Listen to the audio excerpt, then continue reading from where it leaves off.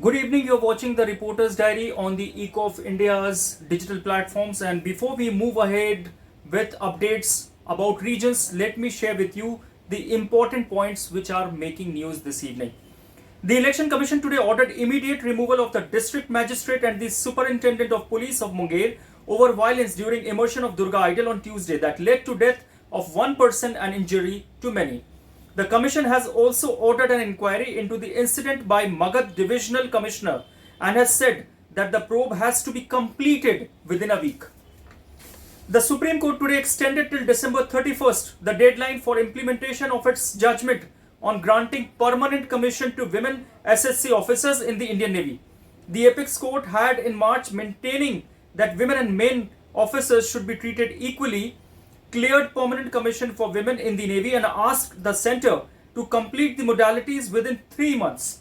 A bench of Justices D.Y. Chandrachud, Indu Malhotra and Indira Banerjee said that it is extending time till December 31st for grant of PC to Short Service Commission women officers in the Indian Navy. The centre had in the month of June moved the application for extending the deadline by 6 months, citing the COVID-19 pandemic. The Union government is likely to extend the deadline to bid for Air India till December 14, and according to sources it is also going to give flexibility to potential investors to decide on the humongous debt with the national carrier. The deadline to bid for buying out Air India ends on October 30th.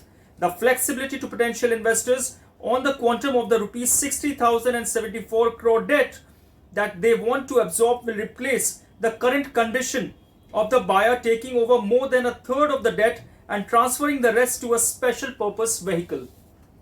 The Union Cabinet today gave approval to signing of a memorandum of understanding between India and Cambodia for cooperation in the field of health and medicine. The MOU will encourage cooperation between the two countries through joint initiatives and technology development in the health sector, the Union Health Ministry said in a statement. It will strengthen bilateral ties between India and Cambodia. The MOU shall become effective on the date of its signature and shall remain in force for a period of 5 years, the ministry stated. India and the UK have clinched new partnerships to boost bilateral cooperation on combating the ongoing coronavirus pandemic as part of the 10th UK-India Economic and Financial Dialogue (EFD), which was held virtually following the COVID-19 lockdown and travel constraints. A GBP 8 million joint funding initiative announced on Wednesday as part of the EFD outcomes will support collaborative research focused on understanding the severity of COVID-19 in South Asian population in India. Now we move on to reporters. Good evening, this is Ashmita Mandal presenting you news updates from Shiliguri and Gangtok. One story that I have is that hotels and resorts in Darjeeling are still waiting for the regular tourist inflow even though they are offering a 50% discount in tariff. There are more than 400 hotels and resorts in Darjeeling and it has reopened for tourists on July 1st. During the 4 days of Durga Puja, there was an average of 50% occupancy in the hotels, but there is almost none at present. And the hoteliers demand that for restoration of normalcy in tourist inflow, train services and regular flight services should be introduced. And they are also lamenting that without regular business, they are suffering huge losses. I'm Riddhi Nandi. The news updates from Kolkata are the Kolkata International Film Festival, which was scheduled to be held from November 5 to 12, has been deferred. It will be held from January 8 to 15, 2021. Chief Minister Mamata Banerjee today made this announcement through a message on her Twitter handle. The Chief Minister said the decision was taken after receiving the global film fraternity's consent. The film has been rescheduled given the current circumstances. In another development, West Bengal BJP activists clashed with the police today after they were stopped from taking out a protest rally against the killing of a party worker in Bagnan. BJP had called a 12-hour bandh in the Bagnan Assembly constituency area against the death of a party worker Kinkor Machi on Wednesday after he was succumbed to a gunshot injury. BJP alleged that he was shot by a TMC worker.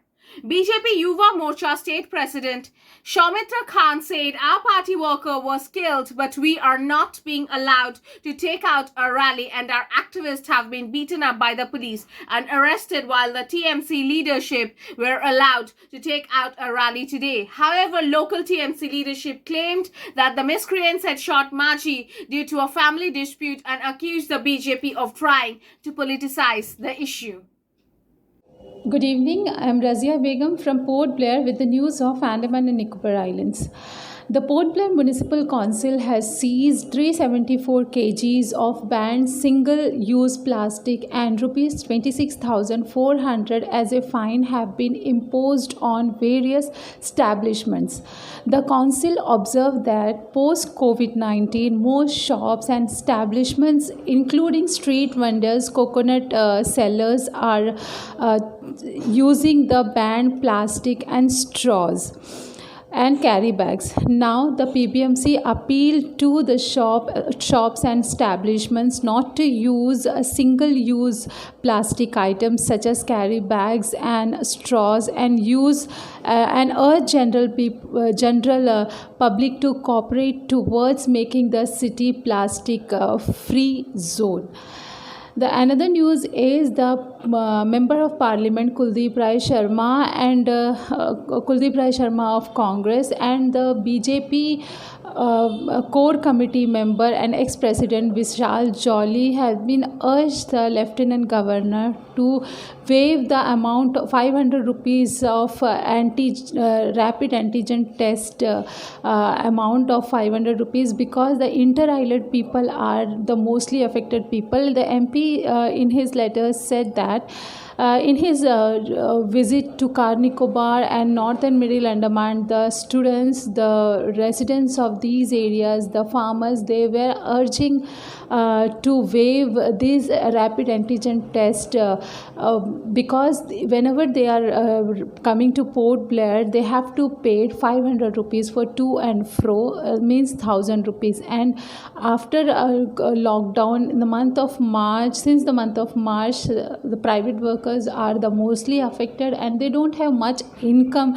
and for most of the work they have to come Port Blair, and many are for treatment basis. Students are not coming here for further study because they are not able to pay the amount 500 rupees amount for each up and down to and fro. So they urge the administration to waive these amounts.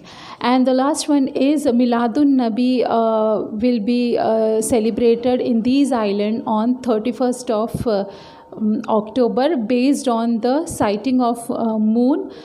This has been decided. This is all we have in Reporters Diary this evening. Thanks for watching.